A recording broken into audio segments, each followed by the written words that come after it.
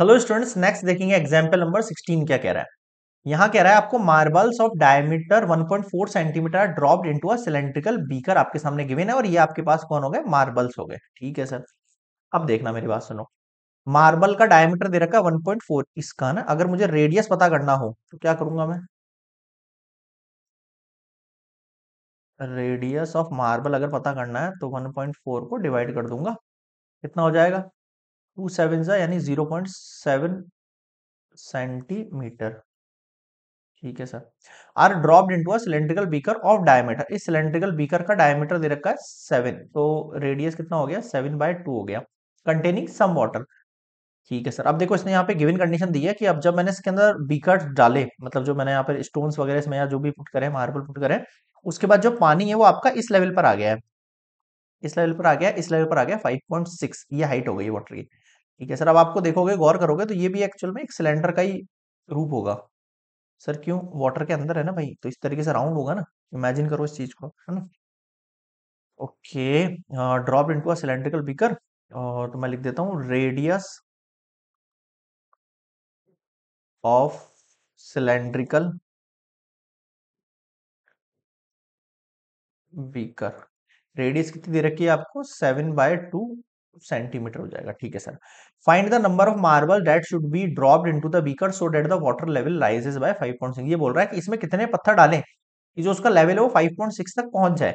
सबसे पहले तो water rise in by height, water risen at level, पहले इस लेवल पे था, अब वो नेक्स्ट लेवल पर आ गया या न्यू लेवल पर आ गया इस लेवल पे, तो अब उसका कितना राइजन हुआ है। सर ये हुआ है 5.6 सेंटीमीटर। ठीक है सर। ये उसकी एक तरीके से क्या हो गई, हाइट हो गई, एक तरीके से क्या हो गई, हाइट हो गई है। ठीक है।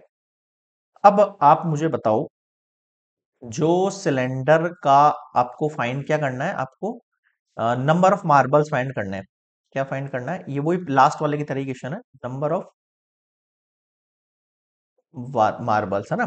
तो volume of water Ryzen, volume of water Ryzen को मुझे डिवाइड करना पड़ेगा किससे, वॉल्यूम ऑफ, किससे, वॉल्यूम ऑफ इसका 1 मार्बल। अब आपको ये वाली चीज समझ में नहीं आए तो मैं फिर समझाता हूँ। देखो, जितना पानी यहां पर ऊपर आया होगा, जितना पानी यहां पर ऊपर आया होगा, यानी वॉल्यूम ऑफ वाटर राइजन, वो एक्चुअल में इन सब पत्थरों के, इन सब मार्बल्स के वॉल्यूम के इक्वल होगा। ऐसे तो किया था अभी लास्ट वाले क्वेश्चन के। इस वाटर का जो वॉल्यूम है इन मार्बल्स के वॉल्यूम के इक्वल होगा। इन मार्बल्स के अंदर कितने मार्बल है पता नहीं, तो मैं नंबर ऑफ मार्बल मान लेता हूँ, उसको मल्टीप्लाई कर देता हूँ 1 मार्बल के वॉल्यूम से। ऐसे तो किया मैंने। अब मुझे अगर नंबर ऑफ मार्बल्स निकालने हैं तो मैंने 1 मार्बल ऑफ वॉल्यूम को डिवाइड कर दिया, 1 मार्बल का जो वॉल्यूम था उसको मैंने डिवाइड कर दिया water of, volume of water rising. बताओ समझ में आया क्या। ठीक है। तो आ गया समझ में। अब आपको कुछ नहीं करना है इसके ना, अब आपको डायरेक्टली लगा देना फॉर्मूला। अब आप थोड़ा सा फोकस करोगे यहाँ पर कि ये जो आपका एक है ना, वो भी एक सिलेंडर का रूप दे रखा है। किसका रूप दे रखा है, एक सिलेंडर का रूप दे रखा है ना। अब वॉल्यूम ऑफ वाटर राइजिंग, ये भी पाई आर स्क्वायर एच की तरह वर्क करना चाहिए। बिल्कुल सर। देखो, इस वाले की रेडियस जो ऑफ मार्बल है ना, इसको मैं R2 नेम दे देता हूँ। ठीक है। और रेडियस ऑफ जो सिलेंडर, अब देखो अगर पूरे सिलेंडर की रेडियस 7/2 है तो इस वाटर जो राइजिंग हुआ है इसकी भी रेडियस हम 7/2 मानेंगे, इसको हम R1 नेम दे देते हैं। Pi r square h upon marble के लिए, मार्बल एक्चुअल में एक स्फेयर है, तो वॉल्यूम ऑफ 1 मार्बल, यानी कि स्फेयर की बात हो रही है, और यहाँ पर सिलेंडर की बात हो रही है। फॉर्मूलाज आपको पता ही है, सिलेंडर का पाई आर स्क्वायर एच होता है, स्फेयर का क्या होता है, 4/3 पाई आर क्यूब। इसको R1 नेम दे दिया, इसको R2 नेम दे दो, सिंपल। आया समझ में। नेक्स्ट स्लाइड पर देखो आप। अगला, यहां तक एक बार पॉज कर कॉपी कर लेना भैया ना। एन निकाल रहे हैं हम, तो pi R1 divide by 4/3 pi R cube.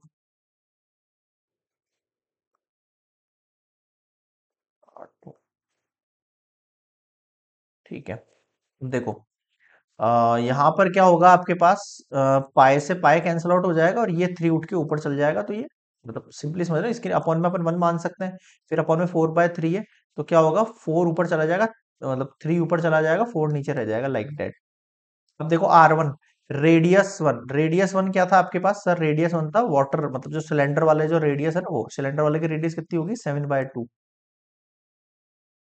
तो ये हो गया 7/2, या एक सेकंड रुको, ये और हैंग होने लग जाता है यार। चलो, ये लिखता हूं मैं यहाँ पे ऊपर 7/2 का होल स्क्वायर इंटू हाइट कितनी है इसकी? 5.6, डिवाइड में देखो कितना है? 4/3। और ये रेडियस कितनी है इनकी? रेडियस कितनी थी आपके पास? 0.7 हो गया ये ना, 0.7 का क्यूब, 0.7 का क्यूब। ठीक है, ठीक है, ठीक है। थोड़ा सा हैंग हो गया है ना, इसलिए थोड़ा सा मिक्सअप हो रही है स्लाइड्स। चलो, इसको अब कॉपी कैसे करेंगे अपन? देखो, 7/2 इंटू 7/2 इंटू 5.6, ऐसे ही होगा। डिनोमिनेटर में क्या है देखो यहाँ पे? 4/3 इंटू 0.7 इंटू 0.7 इंटू 0.7। ये पॉइंट उड़ाया 10, पॉइंट उड़ाया 10, पॉइंट उड़ाया 10। आगे देखो, नीचे से ऊपर भेज दें इनको। बिल्कुल सर, कैसे लिखेंगे? 7/7 into 5.6 divide by 2 into 2 into 10। और ये डिनोमिनेटर वाली चीज चल जाएंगी सीधे ऊपर, ऐसे ही करते हैं ना। डिवाइड में देखो, 4/7 इंटू 7 इंटू 7। ये 2 7 से तो ये 7 चला गया, ठीक है। और ये कितना हो गया?